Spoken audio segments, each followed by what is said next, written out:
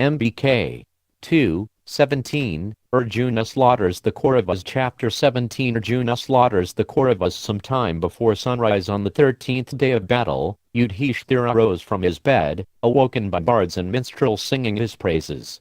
Melodious songs were played as the Pandava king performed his ablutions, assisted by 100 servants who fetched water in golden jars as well as soaps, unguents, perfumes and other items. His limbs were daubed with pure sandalwood paste as Brahmins chanted holy Vedic mantras. Servants then brought Yudhishthira his fine white garments and adorned him with fragrant lotus and champaka flower garlands. Having bathed and dressed, the king faced east and worshipped Kṛṣṇa with Vedic prayers, his heart absorbed in love. After this he went before the sacred fire and made offerings to Vishnu and the gods, invoking auspiciousness and praying for victory in battle. Emerging from his tent, Yudhishthira saw a number of aged and venerable Brahmins. The old sages, 1,000 in number, were accompanied by a further 8,000 disciples. They uttered benedictions and blessed Yudhishthira, who distributed charity to them. The king gave away jars of gold to each of the Brahmins, as well as cows, horses, cloth, honey, ghee, fruits, and other valuable items. Then he entered the council chamber. He sat upon a throne made entirely of gold and covered with a precious silk carpet. When he had taken his seat, his orderlies came and decorated him with ornaments of pearl, gold, and priceless gems. The monarch shone like a mass of clouds emitting bright flashes of lightning. He was fanned by gold-handled yak-tail whisks as white as the moon. Bards again sang his praises and the music and voices of the Gandharvas could be heard in the sky. Outside the tent a tremendous clatter of chariot wheels and horses' hooves resounded as the other kings and warriors came to council. Conch shell blasts filled the air, and the measured march of infantry seemed to shake the earth as the troops headed for the field. As the kings took their places in Yudhishthira's council chamber after first bowing before him, a guard informed him that Kṛṣṇa had arrived. Yudhishthira ordered that he be shown in immediately and offered a fine seat by his side. He personally stepped down from his throne as Kṛṣṇa entered and showed him to his seat. Taking the offering of arghya held out by a Brahmin, Yudhishthira performed the worship. Kṛṣṇa waved to Satyaki to sit with him, and the two Yadavas shared the same large throne next to Yudhishthira. When he had again taken his seat, Yudhishthira began by addressing Kṛṣṇa. O Madhusudana, have you passed the night in happiness? Like celestials relying on the thousand Indra, we depend on you alone for victory and indeed for eternal happiness. Our very existence depends upon you. If it pleases you, therefore, we ask that you somehow manage things so that Arjuna's vow is fulfilled. Help us to cross this ocean of grief and wrath. O Madhava, become a raft so that we do not sink in the vast Kuru Sea. All glories to you, O Kṛṣṇa, O Vishnu, O Hari, O Janardana. You are the foremost of all men. Narada has pronounced you to be the best and most ancient of all beings. You always protect your surrendered servants, and we seek your protection today. Kṛṣṇa appeared pleased as Yudhishthira stopped speaking.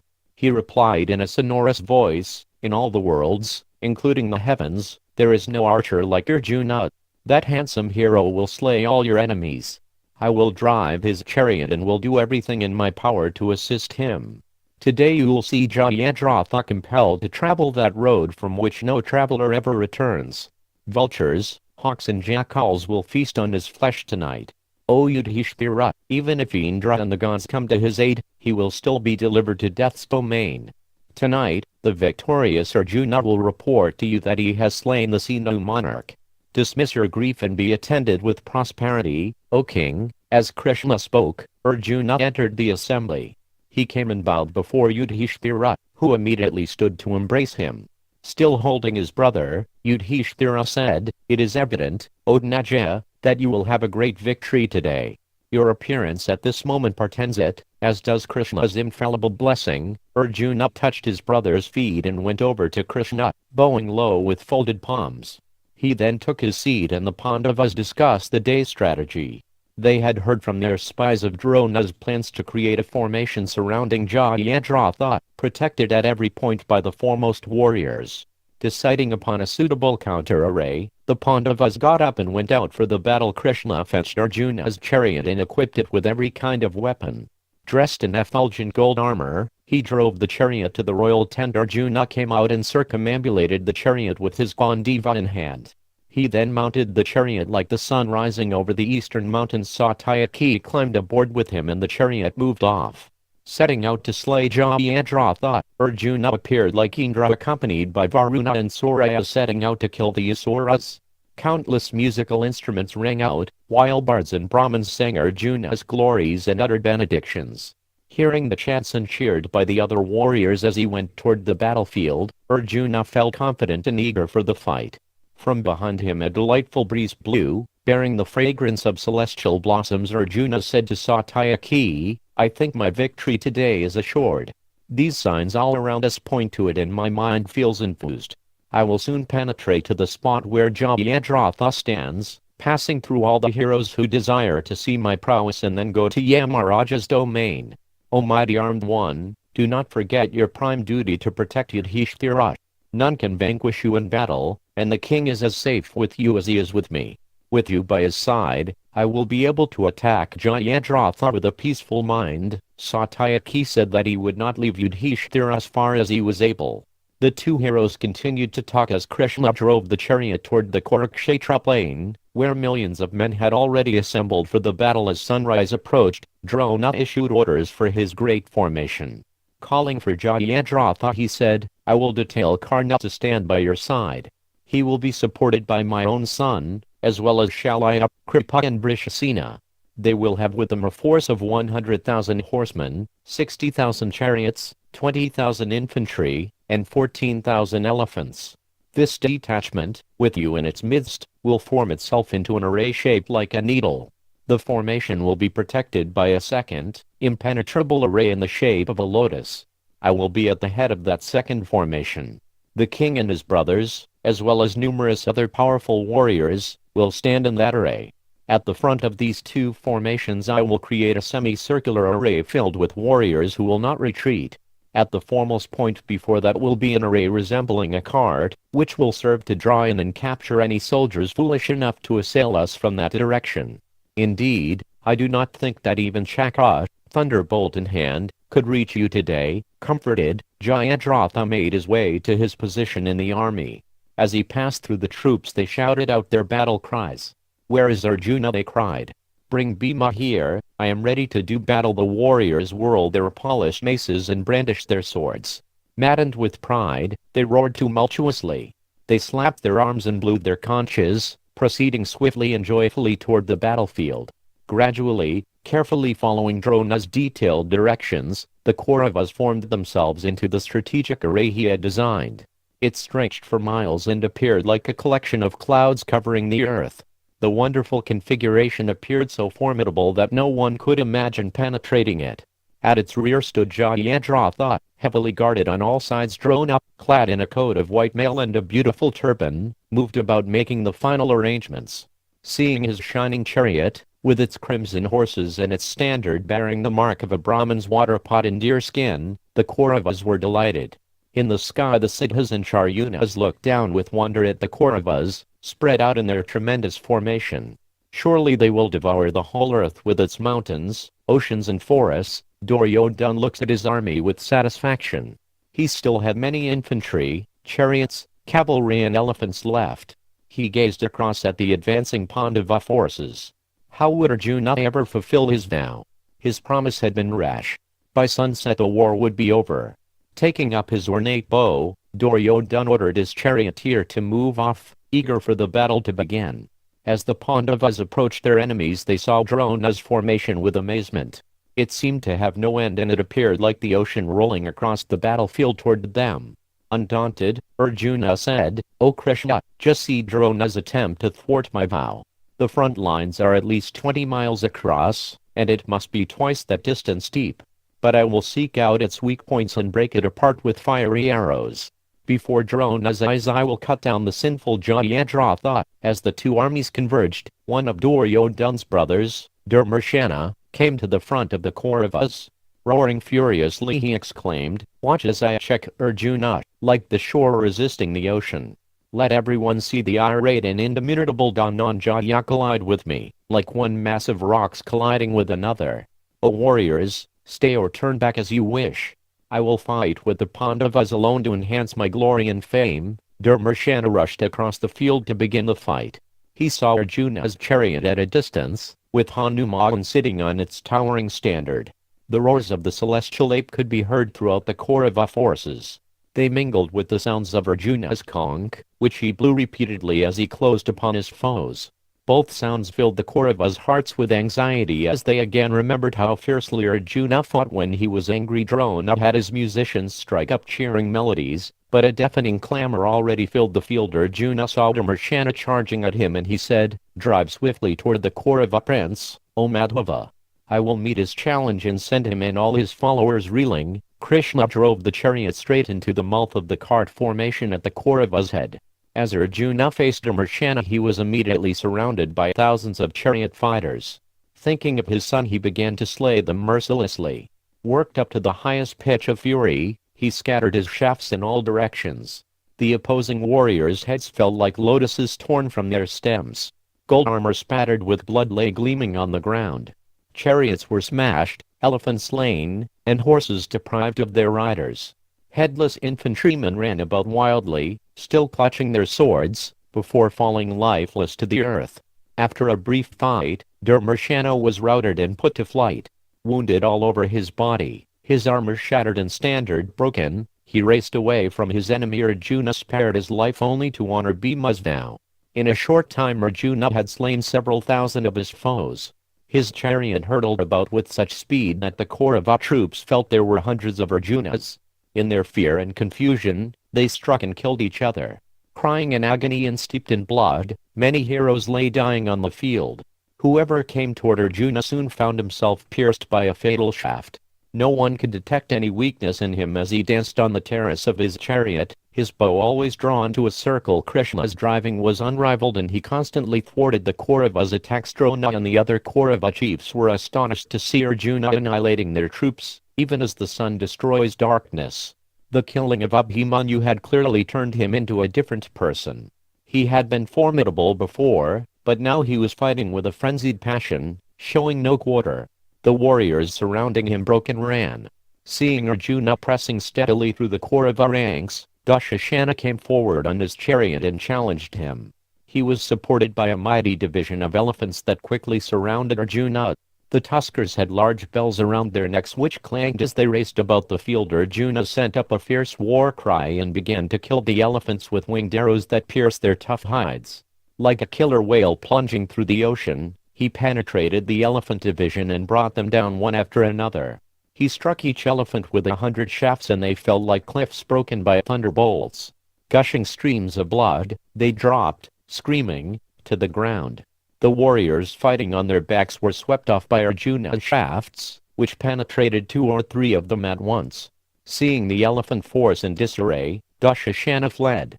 It was impossible to face Arjuna in his present mood. The Kaurava raced up to Drona and sought his protection. Drona licked his lips and moved through his forces toward Arjuna. Seeing his preceptor advancing upon him with upraised weapons, Arjuna folded his palms and bowed his head. He called out, "O Brahman, wish me well and bless me. I desire to pass through this impenetrable array. You are the same to me as my own father, or as Yudhishthira or Kṛṣṇa. Thus even as Ashvatthama deserves your protection, so do I. Let me pass. I wish to slay the Sinahu ruler. O Lord, O best of men, see to it that my vow is fulfilled. O Bibatsu, you will not be able to conquer Jayadratha without first defeating me." Drona then shot 100 arrows at Arjuna in swift succession. The Pandava skillfully countered them and replied with 100 of his own. Drona warded off Arjuna's attack with ease and at once pierced both him and Kṛṣṇa with shafts resembling blazing tongues of fire. He cut Arjuna's bowstring and covered his chariot with arrows. Arjuna attacked him back with 600 arrows fired with such speed that it appeared as if he had shot only one shaft. He followed that with another 700, then 1,000, then 10,000, training them on the warriors who supported Drona. Seeing him again slaying large numbers of the Kaurava troops, Drona pierced Arjuna's chest with a powerful barbed arrow. Hit hard by that shaft, Arjuna trembled like a mountain during an earthquake. Quickly regaining his composure, he broke off the arrow which was embedded in his armor. He focused his attention on Drona and sent showers of arrows at him. Drona replied by covering Arjuna with shafts. Neither Arjuna nor Kṛṣṇa nor their chariot was visible as Drona assailed them with countless arrows, which fell in unbroken lines. Working hard, Kṛṣṇa drove the chariot away from Drona's arrows. As the chariot came clear of the attack, he said, "Oh poor thought, there is no time to waste. Jayadratha still stands a great distance from here. This battle with Drona could go on all day. Leave him aside and proceed ahead with all speed." Arjuna realized that Kṛṣṇa was right. There was little chance of defeating Drona, nor did he relish fighting with him. Once again folding his palms, Arjuna called out, "O my lord, I will now take my leave. You are my preceptor and I do not wish to fight with you further. There exists no man in all the worlds who can vanquish you in battle. Please bless me. I am going on." Kṛṣṇa urged on Arjuna's horses and the chariot raced away, leaving Drona to the right. As they passed him he shouted, "Where are you going, Dhananjaya? Have you become afraid?" Drona again released volleys of arrows at Arjuna, but Kṛṣṇa drove the chariot so fast that all of his shafts fell short. With Drona still calling, Arjuna sped away, leaving him far behind. He was joined by Yudhamanayu and Udamarajas, two powerful Panchalas who had fought their way through to him. They protected him on either side of his chariot as he rushed forward into the hostile array. As Drona turned to chase Arjuna, the Pandava commander, Drishtaketu, challenged him with a roar. Drona turned to face him and was immediately struck by a volley of shafts. Drona's horses, chariot, and charioteer were all covered by Drishtaketu's arrows. Drona blazed up like an infuriated mountain lion suddenly roused from slumber. He released a razor-faced arrow that cut apart his opponent's bow. Drishtaketu then took up another bow and in an instant fired 100 more arrows. Not minding the attack, Drona shot 4 crescent-headed shafts that slew his enemy's horses and cut down his charioteer. Drishtaketu leapt from his stationary chariot, mace in hand, and charged Drona. Whirling about as he ran, he hurled the mace with all his power and it flew at Drona, spitting fire. Drona at once shot dozens of hammer-headed shafts that smashed the mace to pieces. Drishtaketu then picked up a long lance from the earth and threw it violently, but again the Kurupa scepter cut it down in mid-flight. Drona then set a long, Anjalika shaft on his bow. Empowering it with mantras, he fired it from his fully drawn bow and it struck Drishtaketu on the chest. The shaft pierced right through the Chidi king and entered the earth behind him. Seeing his foe falling to the ground, Drona looked around for Arjuna. The Pandava had disappeared into the throng. Drona decided to make his way swiftly toward Jayadratha. No doubt he would get his chance to meet Arjuna there before too long. After leaving Drona, Arjuna plunged into the Kauravas. Like maladies afflicting the body, he afflicted his enemies with fiery shafts. Roaring and blowing his conch, he attacked the Kauravas as if demented. He launched blazing arrows from the Gandiva end to end. They fell unfailingly upon men, horses and elephants, leaving them floundering. Kṛtavārma challenged Arjuna, setting at naught their long-standing friendship. The Pandava and the Vrishni fought. No difference could be detected between the two as they matched weapon for weapon. It appeared as if Yamaraja were contending with death personified. Arrows charged with mantras collided in midair with mighty explosions. Both men circled each other and released a continuous stream of shafts. Both were pierced in all parts of their bodies as they sought for weak spots in their foe. Kṛṣṇa again said to Arjuna, "Do not spare him. You are losing too much time. Forgetting your relationship with him, crush him at once." Charged with Kṛṣṇa's admonition, Arjuna shot a cluster of shafts at Kṛtavārma that broke his bow and sent him reeling. Taking his opportunity, Arjuna rushed past him and pressed on into the Kaurava ranks. As Kṛtavārma came back to his senses, he was assailed by Arjuna's 2 protectors, who kept him at bay as Arjuna pushed forward. Then the Kalinga king, Srutayash, charged Arjuna. Whirling a huge mace, he closed rapidly on the Pandava. Arjuna sped 3 dozen shafts at him and the king took up his own bow, sending 50 arrows back. After an exchange of shafts, Srutayash leapt down from his chariot and ran at Arjuna with his mace held aloft. Srutayash, the son of the river Parnasa, had received a boon from Varuna that his mace would prove irresistible to all. However, the god had warned him, "Do not attack anyone who is not fighting or this weapon will kill you." In the heat of the battle, Srutayashas forgot Varuna's warning. As he reached Arjuna's chariot, he swung his mace at Kṛṣṇa and dealt him a great blow. Kṛṣṇa received the blow on his broad shoulders without shaking, even as a mountain is unshaken by a tempest. In accord with Varmuna's words, however, Srutayasha's mace turned as he lifted it to again strike Kṛṣṇa.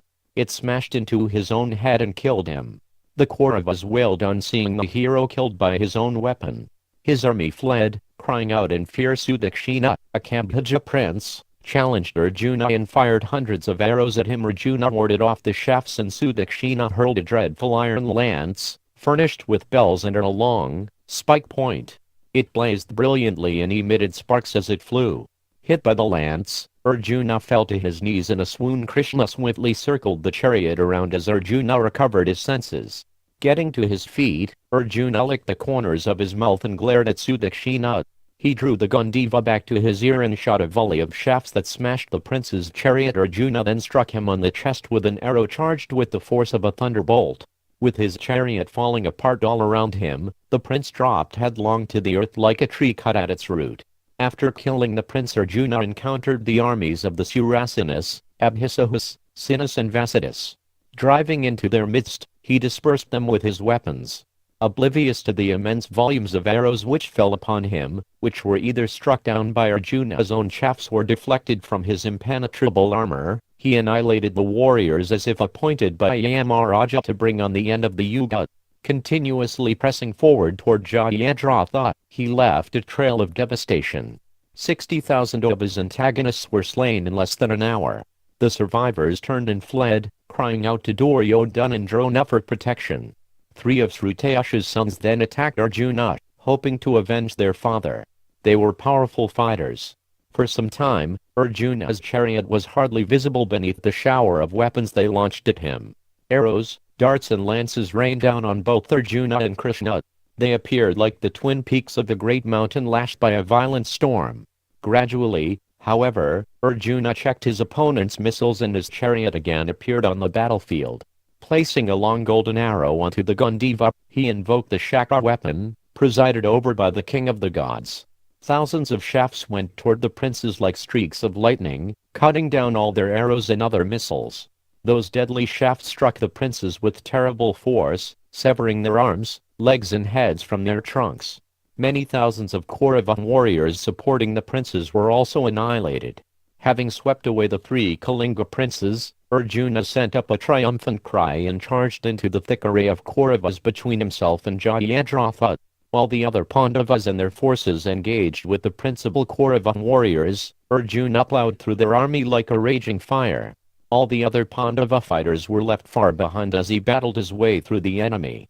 Hearing that Arjuna was steadily approaching the Sinahu ruler, Duryodhana spoke with Drona, who had resumed his position near the Kaurava prince. Drona had thought it best to stay near Jayadratha, supporting his generals. He would stand a better chance of checking Arjuna when flanked by Kripa, Karna and Ashvathama. The Pandava would be hard-pressed to get past him again. Duryodhana looked apprehensively at his commander. "O preceptor, Arjuna is crushing our forces. Like a fire among dry weeds, the Dhananjaya fire, strengthened by the wind of his anger, is swallowing up my forces. The warriors protecting Jayadratha are trembling with fear. You are our only shelter." Everyone came to the fight today believing that Arjuna would not escape with his life when you faced him. "O illustrious one, it seems you are attached to the Pandavas and therefore I have become confused, not knowing what to do next." Duryodhana's tone was imploring. He looked anxiously about the field. Karna stood at a distance with his weapons at the ready, but even he would find it hard to check Arjuna in his present mood. Only Drona could stop him, if he so desired. There was not a warrior in all the worlds who could overpower Drona in battle. As Arjuna's instructor, he knew everything about his mode of fighting and any possible weakness. There could only be one reason why he had not already slain Arjuna. Duryodhana frowned. "To the best of my ability I have always tried to please you, great Brahmin, but it seems you do not value my service.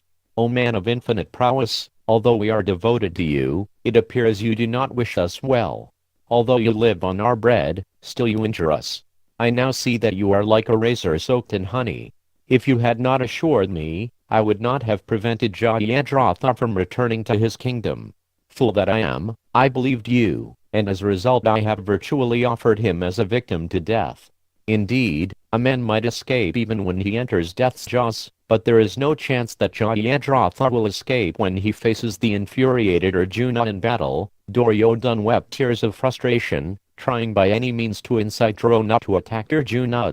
Afraid that he may have had the opposite effect, he spoke more gently.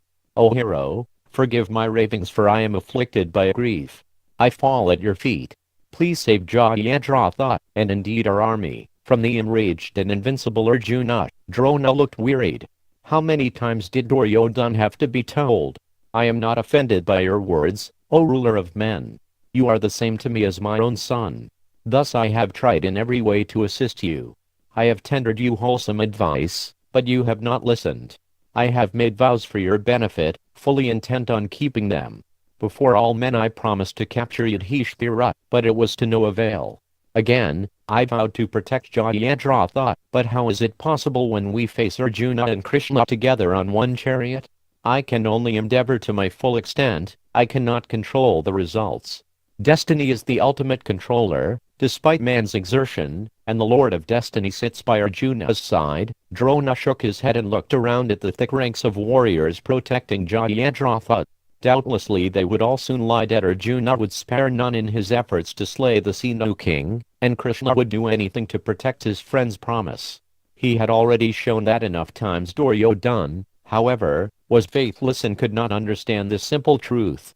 With the sweep of his hand Drona indicated the forces surrounding him.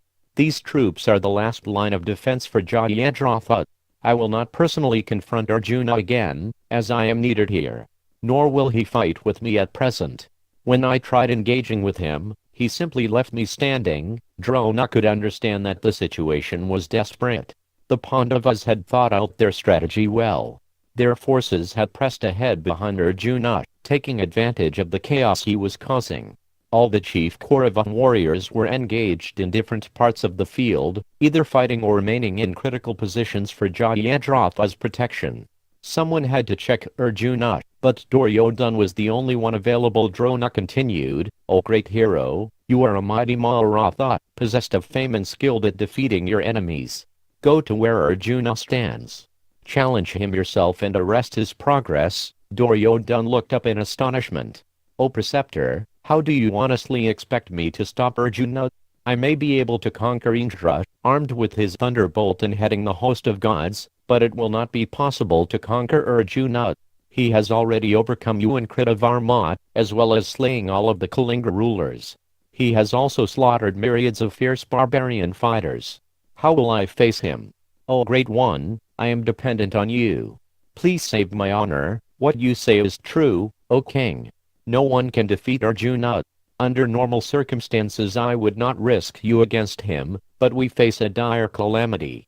Still, you need not fear. I will make you invincible even to Arjuna. I will tie on your armor in such a way that will make it impenetrable to both human and celestial weapons. Even if the creatures of the three worlds come together against you, still you need not fear. Arjuna knows how to do this, but no one else on this battlefield. Take off your armor, O king, and I will tie it on again while reciting the ancient mantras uttered by Brahma himself. You may then proceed fearlessly against the mighty Pandava." Duryodhana quickly removed his golden armor. After Drona had touched water for purification and rinsed his mouth, he replaced it while intoning mantras. When he had finished he said, "You will now be able to face any foe with impunity. This celestial armor, invoked by my prayers, was originally given by Brahma to Indra. Clad in this armor, Indra fought and defeated Vritrasura, who had overpowered all the other celestials. O king, go forward and face Arjuna. There is no time to lose." As the sun reached the meridian on the 13th day, many terrific battles were being fought between the respected heroes on both sides. Drishtadyumna was steadily pressing forward, hoping to meet Drona in single combat. Bhima constantly sought out Dhritarashtra's sons, while Yudhishthira engaged with Shalya and his division of warriors. Satyaki encountered Valika. Sahadev fought with Shakuni. Ghatotkacha and his Rakshasa hordes with Alambasha and his supporters, and the other chief fighters among the Pandavas fought opponents of equal might. Fighting with human and celestial weapons, The great warriors created a beautiful sight on the battlefield as they attacked and counterattacked each other, displaying all their skills. Meanwhile, Arjuna continued to plow through the tightly packed Kaurava troops. Hearing news of his progress, Jayadratha shook with fear. Karna and Ashvatthama stood by his sides, grim-faced. Still some 20 miles from Jayadratha, Arjuna fought on remorselessly. With his fiery shafts he created breaches in the enemy defenses, and Kṛṣṇa would then quickly drive the chariot through. Wherever the chariot went, the Kauravas were driven back like darkness at sunrise. Arjuna's arrows slew men standing a full 2 miles away. His well-tempered and polished steel shafts dropped from the sky like showers of meteors. As Arjuna annihilated the troops who opposed him, Kṛṣṇa baffled their attacks by his skillful driving, exhibiting various expert maneuvers as the chariot moved with circular, backwards, and sideways motions. Sometimes Arjuna's progress was swift and at other times slow, but no one saw him cease fighting for a moment. His bow was constantly drawn and arrows flew out in endless streams. It took great courage to even look at him. Thousands of warriors, careless of their lives, rushed against him and perished like insects falling into a fire. As the sun began its downward course, Arjuna was attacked by Venda and Unavenda, the two princes of Uvanti. Both were Maharathas and they came at Arjuna from both sides at once. Roaring in delight, the fearless warriors charged at Arjuna, releasing their long-shafted arrows by the hundreds. Surprised by their sudden appearance, Arjuna was hit hard by more than 60 arrows. Kṛṣṇa was pierced with the same number and the horses were all caught with 20 arrows each. Blazing in anger, Arjuna shook off their shafts and aimed his own arrows at his antagonists, looking for their vulnerable points. He struck both of them and stopped their forward charge. The two princes screamed out their battle cries and covered Arjuna with a downpour of arrows. Ignoring the attack, Arjuna carefully aimed a couple of bronze-headed shafts and cut apart both their bows. With 2 more arrows he cut off their standards, and with another dozen he slew their charioteers and horses. All this happened in a matter of moments. Before the princes could do anything, Arjuna shot a crescent-headed shaft with full force that severed Venda's head. Seeing his brother slain, Unavenda leapt from his chariot bellowing with rage. Clutching his mace he raced toward Arjuna. Unavenda swerved from side to side as he ran, determined to avenge Venda's death. Reaching Arjuna's chariot, he brought the mace down with all his power onto Kṛṣṇa's forehead. Kṛṣṇa remained firm. Utterly enraged to see Unavenda strike Kṛṣṇa, Arjuna shot 5 short shafts that cut off his arms, legs and head. The prince fell down like fragments of rocks shattered by an explosion. Seeing both their leaders killed, the Uvanti army rushed in a body at Arjuna. The Pandavas slew them with arrows shot from the Gandhiva, which appeared like showers of sparks flying up from a great fire. Whirling about in his chariot, he consumed the army like a fire consuming a forest at the end of the summer. Thousands of other troops then came at Arjuna. His chariot was completely lost in the enemy ranks. Kṛṣṇa found it impossible to move in any direction. As the battle raged on, he said, "O poor thought, such is the intensity of this fight that even our celestial horses are becoming weary. We are still far from Jayadratha and they need rest, fighting continuously." Arjuna replied, "O Madhava, I will create a path through these foes. You may then take the chariot through, unyoke the horses, and let them rest. Draw out the arrows from their bodies while I keep these warriors in check." Arjuna directed a great stream of arrows at his enemies and forced them back.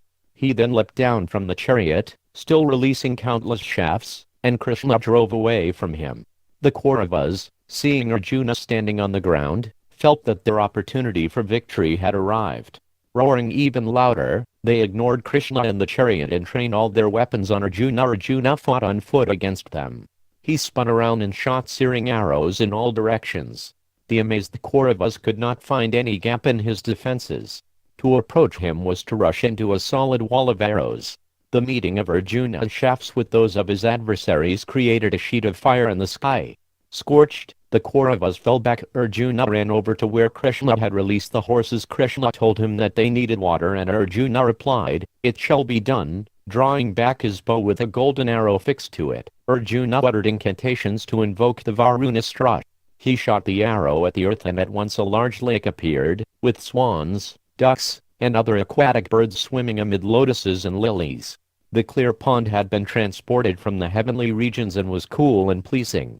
A gentle breeze blew over it and celestial sages were seated on its banks.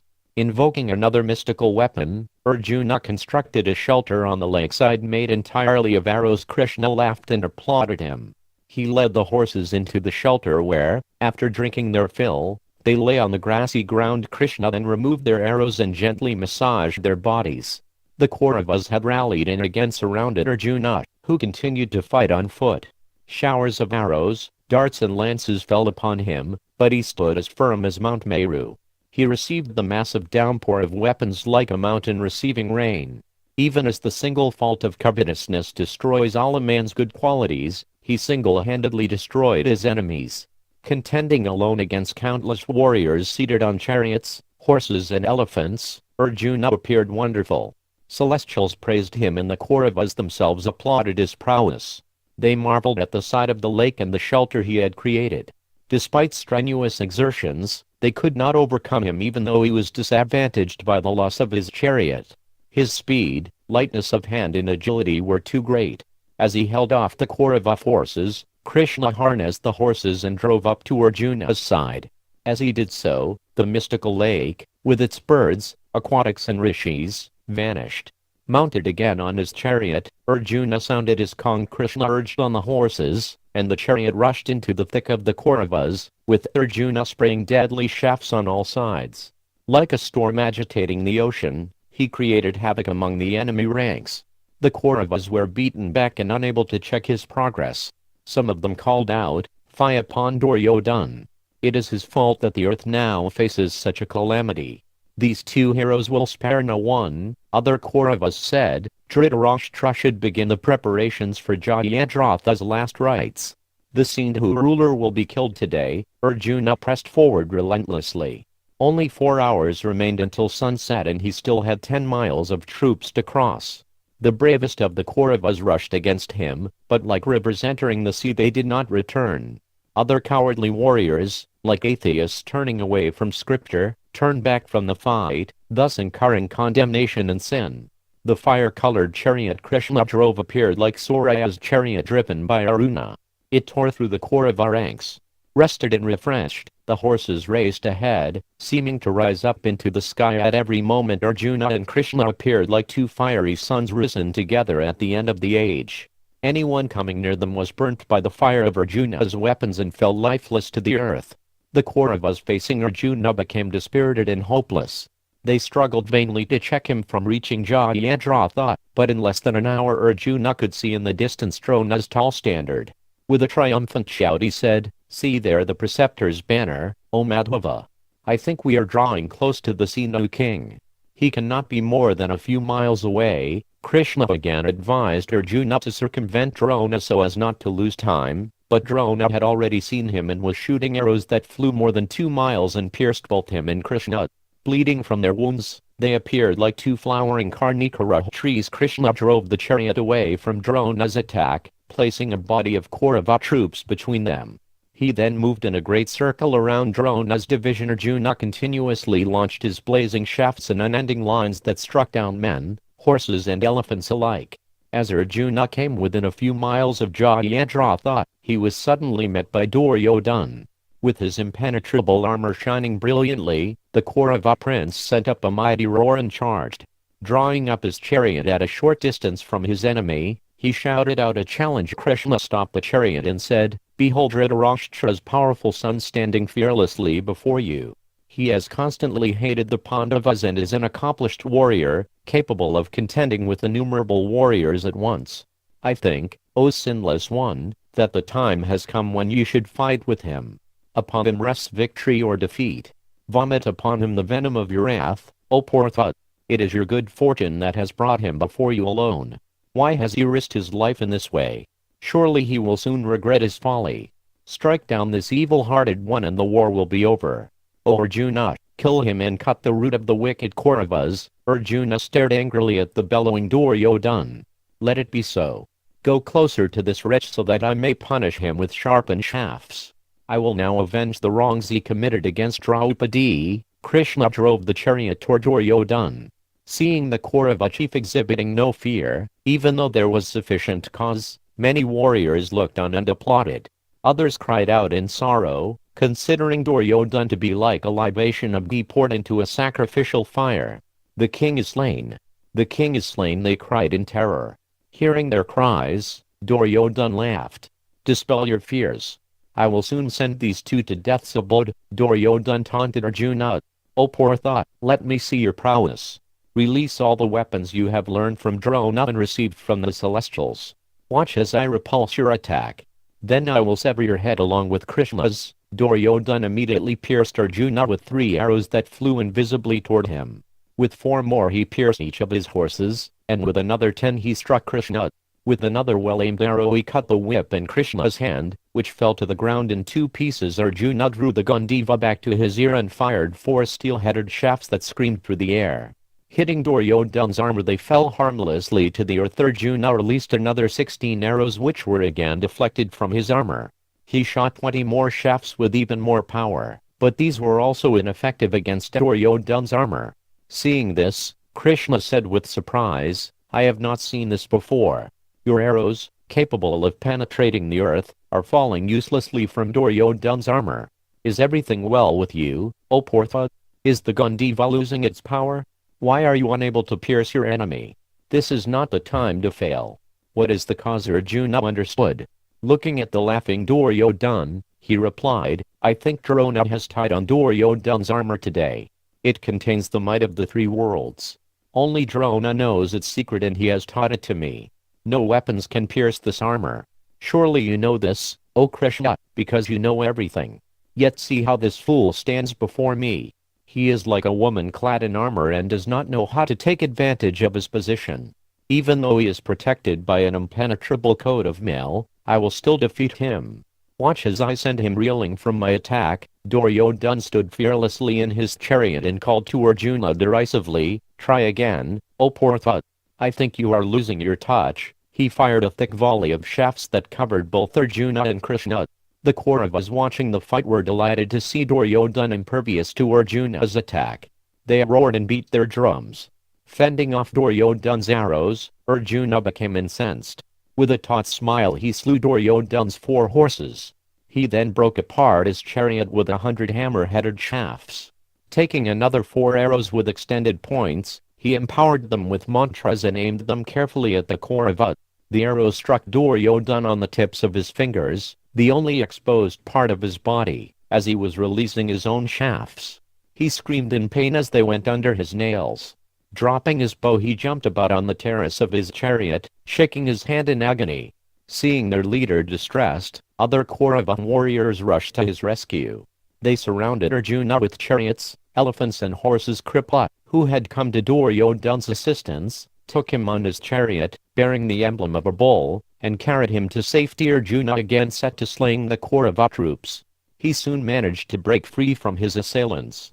As his chariot emerged from the enemy array, both he and Krishna blew their conch shells with full power. That sound filled the battlefield and terrified the Kauravas. Jayadratha also heard it in the distance and froze in his chariot, looking fearfully in the direction of the sound. Elsewhere on the field the other Pandavas had been fighting and destroying thousands of foes.